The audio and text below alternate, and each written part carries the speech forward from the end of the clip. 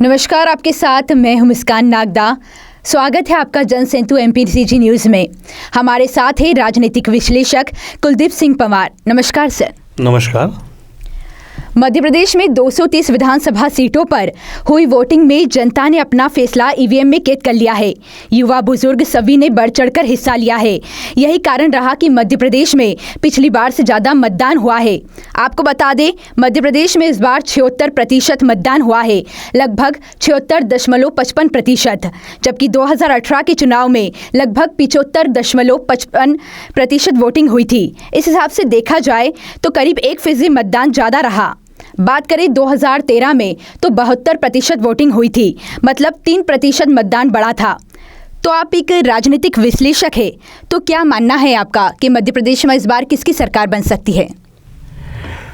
देखिए मुस्कान जी, मेरा ऐसा मानना है जब जब मतों का प्रतिशत बढ़ा है, जब जब सत्ता परिवर्तन हुआ है, चाहे आप पुराने समय देखें, दिग्विजय सिंह की 12 साल सरकार रही, उस समय परसेंटेज बढ़ा, उस समय सत्ता परिवर्तन हुआ। 18 के अंदर जब 1% वोटिंग हुआ बढ़ा, उसके समय भी सत्ता परिवर्तन हुआ। वर्तमान में अगर देखा जाए, अगर ये 76% मत पड़े हैं तो इसका मतलब 100% सत्ता परिवर्तन के संकेत हैं। परंतु ऐसा मानना है मेरा कि अगर ये परसेंटेज सरकार द्वारा दी गई योजनाओं में का फ़ायदा मिलता है तो इसका फ़ायदा सरकार को मिलेगा। अगर ये बेरोजगार युवा लोग भ्रष्टाचार और इन मुद्दों पे समझदारी से वोट दिया होगा तो इससे नुकसान सत्ता का होगा। तो मेरा ऐसा मानना है कि अगर सत्ता में प्रतिशत बढ़ा है तो निश्चित तौर से ये सरकार का नुकसान है। जी, इस बार बताया जा रहा है कि महिलाओं का परसेंटेज बढ़ा है। अगर देखा जाए कि शिवराज सरकार ने बहुत सारी योजना निकाली थी, लाडली बहना योजना वगैरह, जो बहुत सारी योजनाएं जो महिलाओं के पक्ष में निकाली थी, तो क्या फैसला सरकार के पक्ष में जा सकता है? देखिए, सरकार के ये निश्चित तौर से ये फ़ायदा तो मिलता है सरकार को, क्योंकि महिलाएं अनपढ़ और जो गरीब तबके की महिलाओं को अगर पैसा मिल जाता है तो निश्चित तौर से वो वोट अब सरकार के पक्ष में देती है। परंतु ये हर समय संभव नहीं है। कई लोग समझदारी से वोट भी देते हैं, उन्हें अगर पैसे का लालच वो समझ सकते हैं, क्योंकि जो आज वर्तमान स्थिति है, महंगाई है, बेरोजगारी है और अन्य दूसरी चीज़ें हैं, जैसे गैस का सिलेंडर, अब गैस के जो हर महिला गैस के सिलेंडर के लालच में वोट नहीं देगी। तो ये बात सत्य है कि अगर उनको उसका लालच नहीं मिला तो ये सत्ता परिवर्तन का भी संकेत है। महिलाओं ने ज़्यादा वोट करना ये हमेशा देखा गया है, चाहे 18 का चुनाव देखो, 13 का चुनाव देखा हो, चाहे अभी 23 का। अगर सत्ता में महिलाओं ने बढ़ चढ़ कर हिस्सा लिया है तो उसका नुकसान सीधे सीधे सरकार को होगा, हमेशा मेरा मानना है। और अगर अगर इन्होंने अपने विवेक से वोट दिया होगा तो निश्चित तौर से सत्ता परिवर्तन का संकेत है ये। जी सर, सत्ता विरोधी वोट मतदान स्थल तक पहुंचे या नहीं पहुंचे, देखा जाए तो कुछ घटना ऐसी भी हुई है जहां स्लो वोटिंग हुई है। अगर देखा जाए कि अल्पसंख्यक मतदाताओं को मतदान स्थल तक पहुंचने ही नहीं दिया गया है, तो ऐसे में क्या संभावना नज़र आती है? देखिए, एक तरफ आप बोल रहे हैं कि प्रतिशत बढ़ा है मतों का, तो दूसरी ओर जहाँ पे स्लो मतदान कराया गया, ये सरकार की सोची वजह साजिश थी, जिसके अंतर्गत ये देखा गया है कि वहाँ पे स्लो मतदान कराया जाए।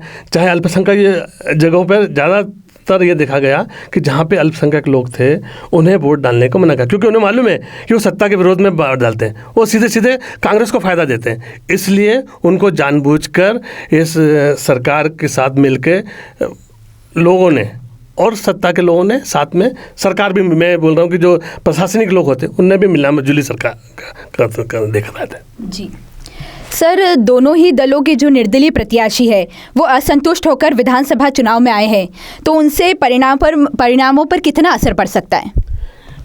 हमेशा जब जब निर्दलीय प्रत्याशी या फिर अपन बोलते हैं जो बागी प्रत्याशी, जिनको बागी बोलते हैं, वो हमेशा इफेक्टेड होते हैं, चाहे कांग्रेस के लिए हो चाहे बीजेपी के लिए हो। हम जब ये से अब ये उनका कितना वर्चस्व उस क्षेत्र में है, इसके ऊपर डिपेंड करता है कि वो कितना इफेक्ट डालेंगे। अगर वो भारतीय जनता पार्टी का बागी है तो उसका वर्चस्व बहुत ज़्यादा है, तो वो निश्चित तौर से भारतीय जनता पार्टी को वो करेगा, नुकसान करेगा। और अगर वही सरकार कांग्रेस का है वो तो कांग्रेस की, तो उसमें बीजेपी के लोग प्रत्याशी को फ़ायदा मिलेगा। तो इसलिए हमेशा बागी प्रत्याशी कहीं ना कहीं इफेक्ट तो डालते ही हैं जी। उनका रोल बहुत ज़्यादा होता है। और हम देखेंगे अभी मध्य प्रदेश के केवल अंदर 2 ही पार्टियां हैं जी जी। भारतीय जनता पार्टी और कांग्रेस। अब पिछले 18 सालों से भारतीय जनता पार्टी मध्य प्रदेश में राज कर रही है। कहीं ना कहीं लोग उनसे अब त्रस्त हो चुके हैं और सत्ता परिवर्तन चाहते हैं, चाहे सरकारी कर्मचारी हों चाहे अन्य लोग। हम राजनीतिक लोग इस बात का विशेष ध्यान रखते हैं, जहाँ जहाँ अभी तो आपने सर्वे करा होगा, वहाँ पे देखा होगा, जहाँ जहाँ अपन लोग टीम गई हमारी, उसमें देखा हमने कि वहाँ पर ज़्यादातर लोग सत्ता परिवर्तन के चाह रहे थे, परंतु सरकारी मदद और लाडली योजना कहीं ना कहीं महिलाओं का प्रतिशत उसमें बढ़ा है। तो ये निश्चित तौर से सरकार के लिए नुकसानदायक भी हो सकता है और फ़ायदेमंद भी हो सकता है। तो इसलिए अभी हम 100% श्योर नहीं हो सकते कि ये हम सत्ता कांग्रेस की बनेगी या बीजेपी की बनेगी, या 50-50 मैच हो गया। वो आने वाला वक्त बताएगा 3 तारीख को कि हम किसकी सरकार बन रही है। इस परिचर्चा से देखा जाए तो बागी प्रत्याशी और महिलाओं को लालच देने वाली योजना आई थी। इससे महिलाओं का वोट और प्रतिशत तो बढ़ा, जिससे संभव है कि बढ़ा हुआ 1% वोट सरकार के पक्ष में गया। लेकिन पूर्व की स्थिति देखें तो बढ़ा हुआ वोट हमेशा गवर्नमेंट के विरुद्ध गया हुआ। इसलिए निश्चित रूप से वोटिंग परसेंटेज बढ़ना शिवराज सरकार के लिए खतरे की घंटी हो सकता है। धन्यवाद सर। धन्यवाद।